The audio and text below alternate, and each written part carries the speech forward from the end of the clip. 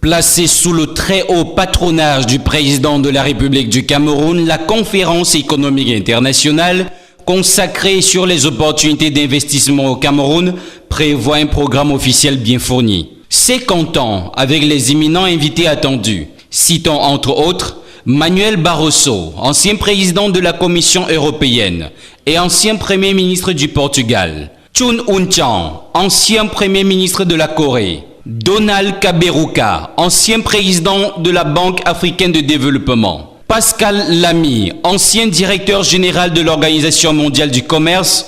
Aliko Dangote, homme d'affaires nigérian et PDG du groupe Dangote.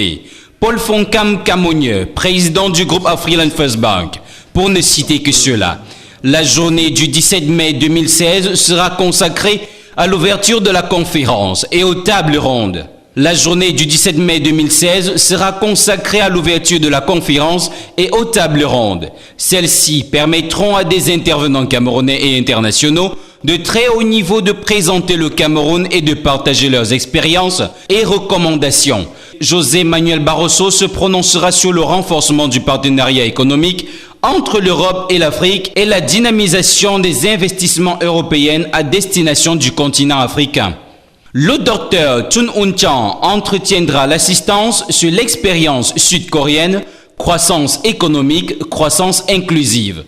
Suivront les 4 tables rondes, la situation macroéconomique du Cameroun, perspectives de croissance, la contribution du secteur privé à la croissance de l'Afrique et du Cameroun, l'attractivité financière du Cameroun et sur l'économie numérique et croissance. La journée du 18 mai 2016 sera exclusivement réservée aux investisseurs et aux acteurs opérationnels sur les thèmes suivants: énergie, transport et aménagement urbain, agriculture, technologie de l'information et de la communication, ainsi qu'à la présentation des projets. Des ateliers en comité restreint permettront de découvrir et de discuter de projets prioritaires rigoureusement sélectionnés. Cette séquence constituera un moment clé de la conférence, puis suivra la séance de clôture.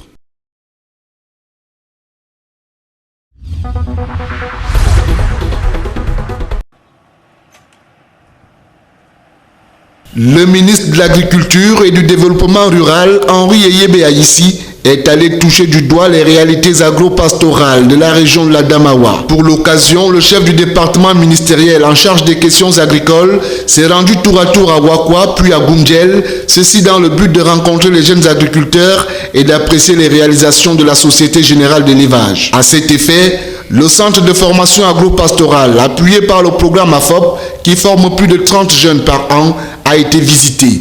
L'occasion a également permis de remettre des parchemins à ces jeunes agriculteurs. Le ministre est ensuite allé à Wassandé faire don des tracteurs agricoles, des pulvérisateurs et des intrants agricoles aux jeunes agriculteurs de cette localité. En outre, les jeunes agriculteurs seront désormais en contact permanent avec le numérique à partir de cette salle multimédia devant leur servir d'accéder au site du projet d'appui d'installation des jeunes agriculteurs. Toutefois, les champs agricoles de plus de 50 hectares en plein travaux ont été visités par le MINADER qui a également fait escale à Goumdjel, voir de près la Société Générale d'Élevage Sogedel et le complexe agro-industriel du Cameroun. Ces deux entreprises du groupe Fadil, installées ici depuis plusieurs années, constituent l'une des mamelles nourricières du Cameroun et même au-delà du pays. Pilier par excellence de l'économie nationale, le groupe Fadil compte élargir son plan d'action tout en faisant sortir une autre variété de produits sur le plan agro-pastoral. D'où la présentation au ministre de l'Agriculture de ces hectares de terre qui devront servir de cadre à la culture.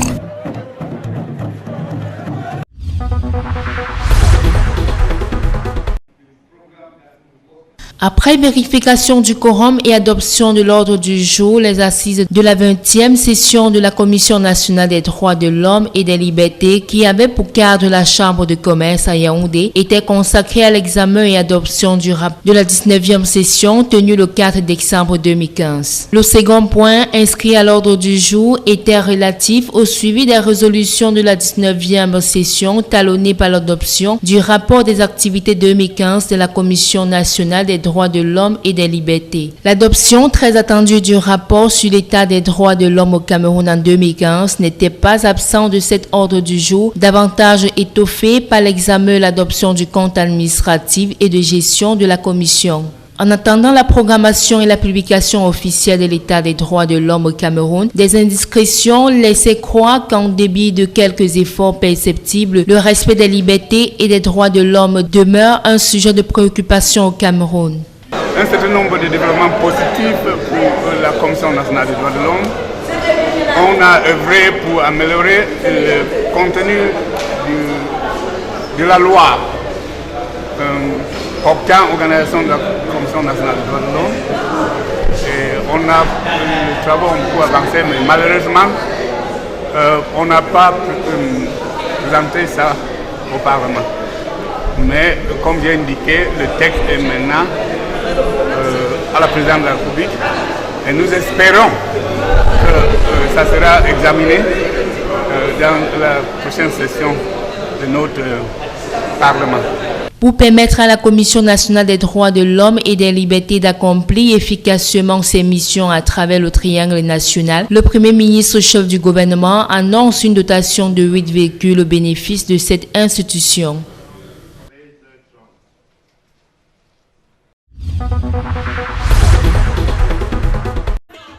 Les femmes enceintes de l'arrondissement de Douala 5e et de ses environs ont bravé la pluie pour prendre part à la sensibilisation sur la lutte contre la mortalité maternelle, couplée à la remise des kits d'accouchement aux formations sanitaires du district de la Cité des Palmiers. Une initiative de l'honorable Élise Pokosine Doumbé, députée à l'Assemblée nationale. La cérémonie avait pour cadre l'esplanade avant de l'hôpital de district de la Cité des Palmiers. En présence des autorités civiles, politiques et sanitaires de la région, la donatrice a révélé que le problème de la mortalité maternelle reste une préoccupation majeure pour le gouvernement et a soutenu qu'aucune femme ne doit mourir en donnant la vie. À cet effet, elle a exhorté les femmes à faire leur visite prénatale jusqu'à l'accouchement dans les formations sanitaires agréées. L'occasion faisant le larron, les participantes ont reçu des instructions sur les méthodes de prévention du paludisme.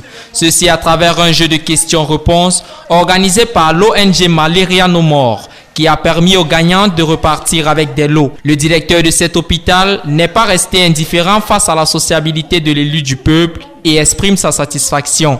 Joie et d'encouragement. La joie, c'est que les problèmes de la santé sont pris en compte par les élus de la nation.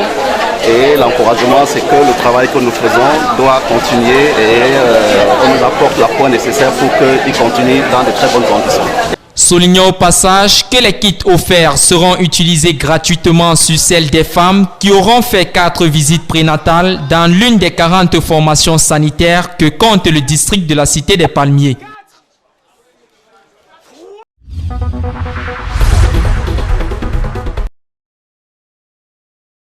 Avant cet événement triste du 12 mai, le point sur les délais d'achèvement des travaux du stade Amadou Ahidjo de Yaoundé faisait déjà de gros doutes.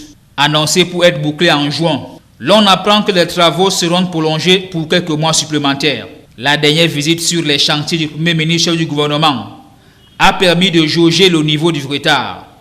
Que ce soit le grand stade ou encore les aires d'entraînement, rien n'est encore prêt.